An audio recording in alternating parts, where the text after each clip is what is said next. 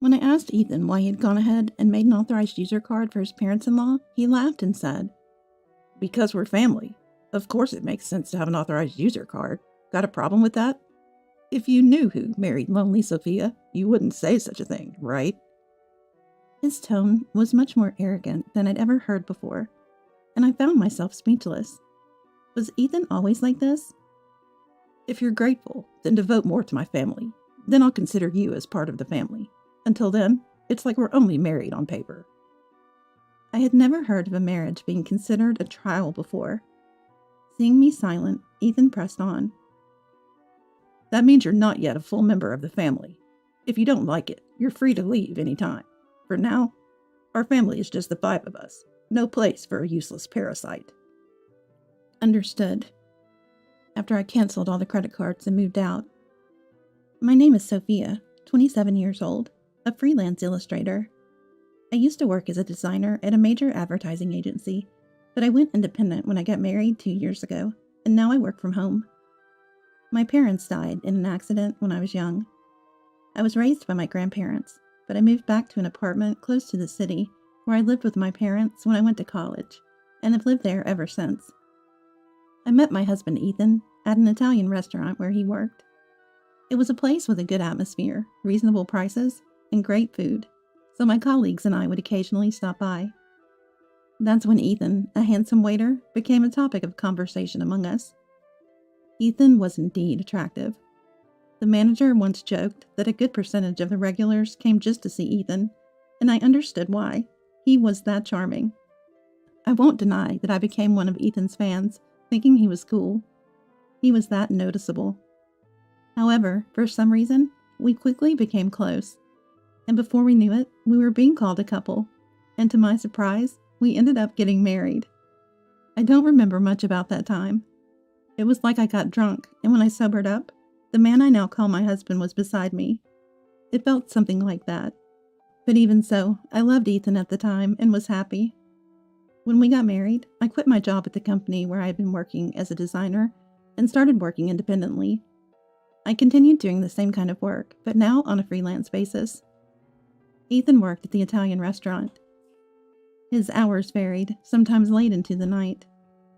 It became a bit difficult to keep working as before, and I had been wanting to go independent for a while, so I took the plunge. "I think it's a good idea. It'll be easier on you, Sophia, and it's good to continue doing the work you love." Ethan agreed, and that's how our married life started. Both of us not being fans of flashy events, we skipped a wedding ceremony and had a family meeting instead. Ethan would go to work, and I'd work from home and take care of the house. Our schedules were irregular, but we kept in touch frequently, waiting for each other to come home to eat together. It was a fun and happy daily life.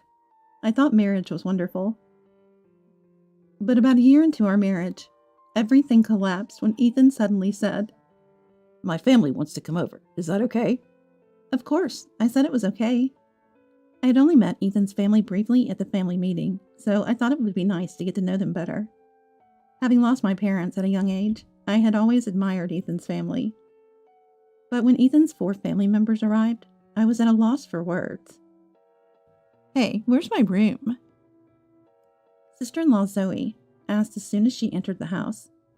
Zoe was 32, 5 years older than me and Ethan, and from what I heard, she worked at a local supermarket. I was surprised by her rude manner, so different from the polite greetings at our first meeting.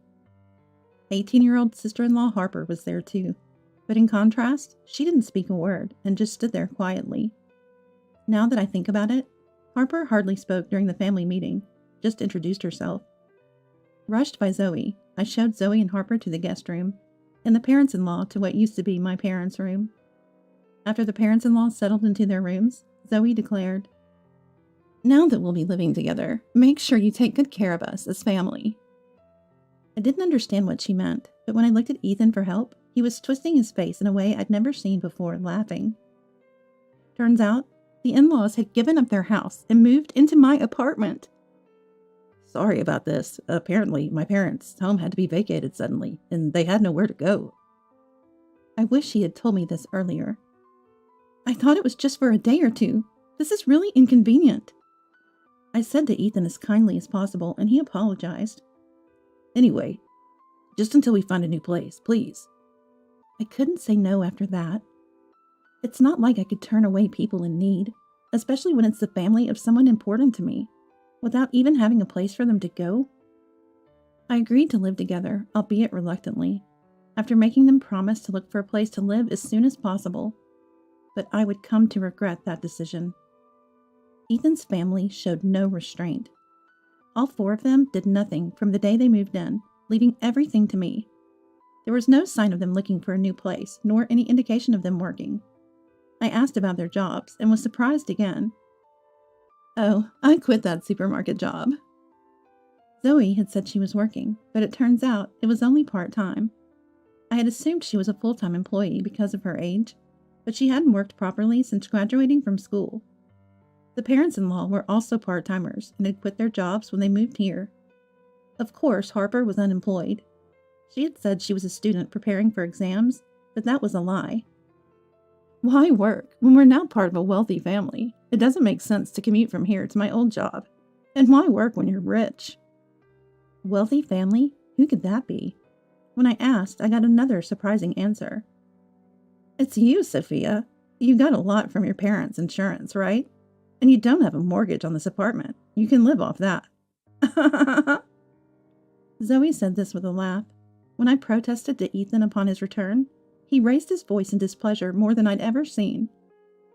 Everyone's tired from having to suddenly leave their home. Let them rest for a while. Or do you want to coldly kick out my family? Stunned, I froze, and then Ethan softened his tone. Sorry for yelling. I'm just as troubled, and I'm tired from work today. Understand? Just bear with it a little longer. Ethan was skilled at handling women. Looking back, he had always managed to control women by alternating between harshness and kindness. But at that time, I didn't understand, and reluctantly agreed to endure it a little longer. And the tyranny of the family in-laws only got worse. They treated me like a housekeeper when at home, and demanded money when they wanted to go out. How can we look for jobs without even $1? It's okay, but if we don't find jobs, we'll just have to live here forever. I reluctantly gave them a little money, but they would return having spent it all, likely never having looked for jobs. But if I mentioned that without proof, I would be accused of lying and harassed for hours by the entire family in-laws. Talking to Ethan when he returned did not solve anything. Everyone's frustrated because they can't find jobs. Sorry, just bear with it a little longer. I'll talk to them. That's how he would pacify the situation.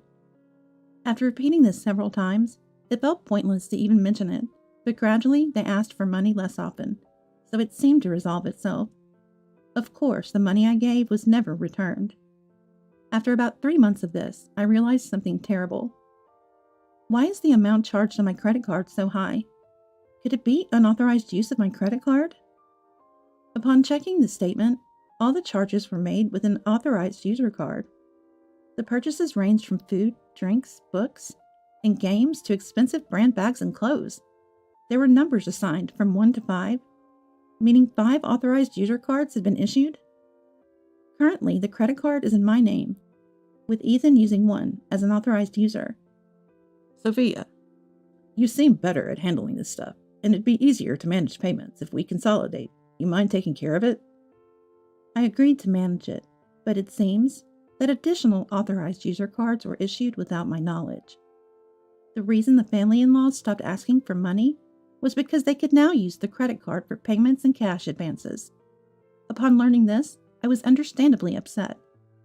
When I asked why he had issued authorized user cards to the family-in-laws without asking, Ethan laughed and said, If I say we're out of money, you complain. So what choice do I have? Besides, you know who married you, right? Can you really say such things to the important family of your benefactor? I was shocked by his unprecedented arrogance. Was Ethan always like this? If you're grateful, then devote more to my family. Then I'll consider you as part of the family. Until then, it's like we're only married on paper. I had never heard of a marriage being considered a trial before. Seeing me silent, Ethan pressed on. That means you're not yet a full member of the family. If you don't like it, you're free to leave any time. For now, our family is just the 5 of us. No place for a useless parasite. That was the moment I truly saw Ethan's true colors. I felt as if all the blood had drained from my body. I considered divorcing Ethan. Or rather, I began to wonder why I had married Ethan in the first place. At first, I just thought he was handsome. Like the other girls, I was just excited about his looks, without any particular intentions. Then one day, when I stepped away to the bathroom, Ethan approached me. "Sophia, you seem a bit different from others, don't you?" I don't know, mystical. Sorry, it's odd to say this to a customer." Gradually, I started to pay more attention to Ethan. Maybe that was all part of his strategy to make me like him. Looking back, it feels likely. Indeed, when Ethan was chatting with us at our table, a colleague jokingly said I was a rich girl living alone in a large apartment downtown. It was right after that Ethan started approaching me. Probably he was eyeing my wealth and this apartment. Ethan was never really my type. To put it nicely, he's trendy. To put it not so nicely, he seems a bit like a playboy. I preferred someone mature with whom I could have a deep, quiet conversation, yet somehow I found myself liking Ethan. It was always a mystery to me. Ethan is what you'd call handsome.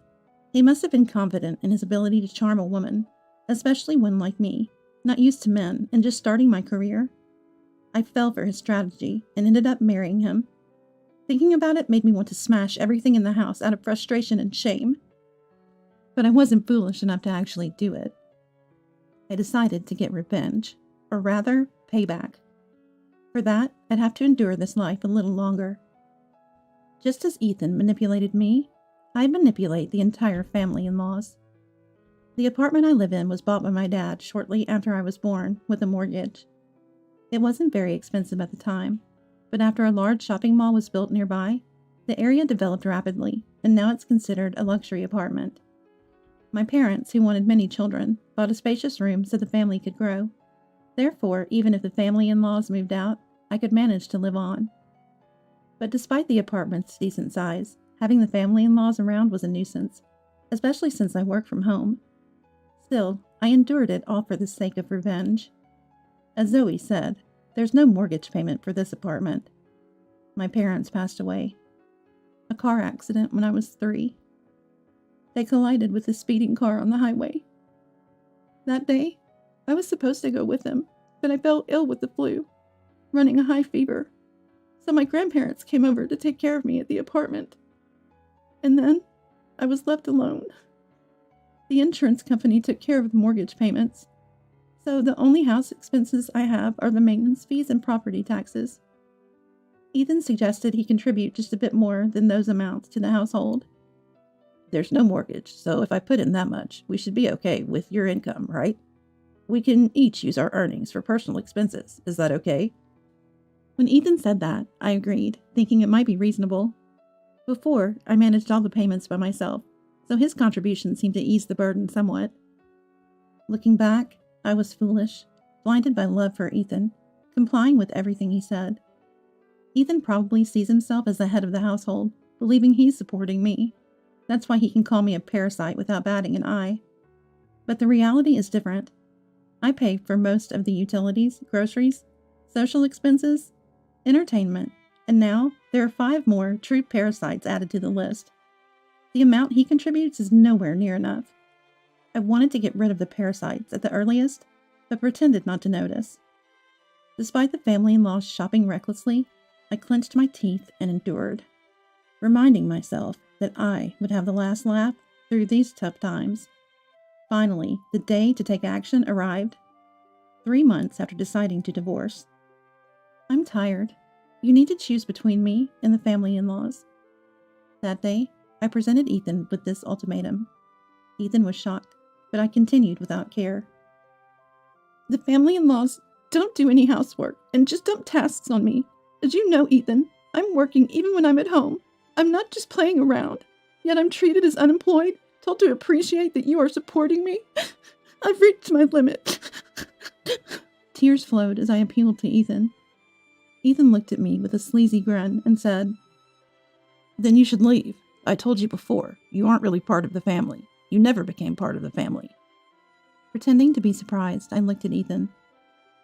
"Are you shocked? If you say you can't live with my family, then you have to leave. Oh, and just so you know, I'll take this apartment as compensation in the divorce." and half of your savings as part of the property settlement. Ah, so that was his aim all along.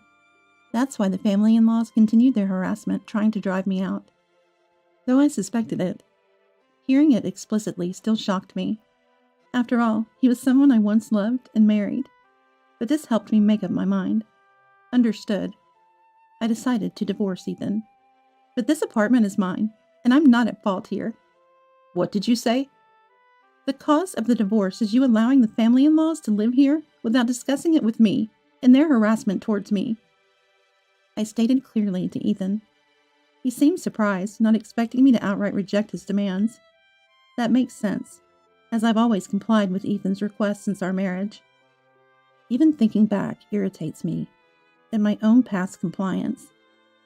I don't want to spend another second with you all, so I'll be leaving now. But you should also prepare to leave. It's no joke. This is our home. We're not leaving. Ever heard of tenant rights? You can't just force someone out who's living here. As Ethan made a fuss, I left the house and went to my grandparents. I explained the situation and asked if I could stay until things were settled. My grandparents were shocked to hear what I had been through, and scolded me with tears in their eyes for not consulting them sooner. Grandpa, Grandma, I'm sorry for worrying you, but it's okay now. You know, even though I might seem gentle, I'm not really like that. I forced a smile through my tears.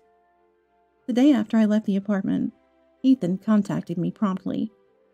Hey, what was that about? What do you mean? The documents from the lawyer. I was impressed by how quickly the lawyer had acted. I had arranged for the divorce proceedings through a lawyer who, knowing I was leaving the house yesterday, had arranged for the documents to be delivered today. I'm not going to pay any alimony, and I'm definitely not leaving the apartment. Legally, Ethan, you have an obligation to pay, and you have no right to continue living in that apartment. What are you talking about? The apartment is mine too, since we're married. If you insist, pay me half the money to buy me out. His claim made no sense. Talking this way won't resolve anything. Please communicate through the lawyer from now on. I hung up, not willing to discuss any further. Expecting another call tomorrow, but I had no desire to talk today. Sure enough, he called again the next morning. Hey, what's the meaning of this? The same line as yesterday. What do you mean? My credit card's been canceled. What did you do? I canceled it. That credit card was mine, and you were just an authorized user, remember? Yes, I had switched all contracts to another credit card and canceled the old one before leaving. Once I cancel it, of course the authorized user card would stop working. I was making payments too. Yes, for the apartment's maintenance fees and property taxes, and only for the first 2 months. It's not much, but I can deduct that from the alimony if you like. His indignant shout came through the phone. Indeed, Ethan had only made payments for the first 2 months. He had made various excuses and stopped paying, forgetting he had made those payments, showcasing his poor memory. But that no longer mattered to me. People I'm cutting ties with, no matter their memory capacity, no longer concern me. So you'll need to pay half of all the living expenses I've covered. I've kept a detailed household ledger, which I'll submit as evidence. Then divide the savings fairly too. It's marital property. Sure, I understand. We'll divide it fairly. After saying that and receiving a parting shot, the call ended. Hey, what's the meaning of this? A few days later, he called again with the same line. His lack of vocabulary was evident as his memory issues. What do you mean? The division of marital assets. Why is there nothing? Sophia, you have a lot from your parents' insurance, right? Ah, so he thought that.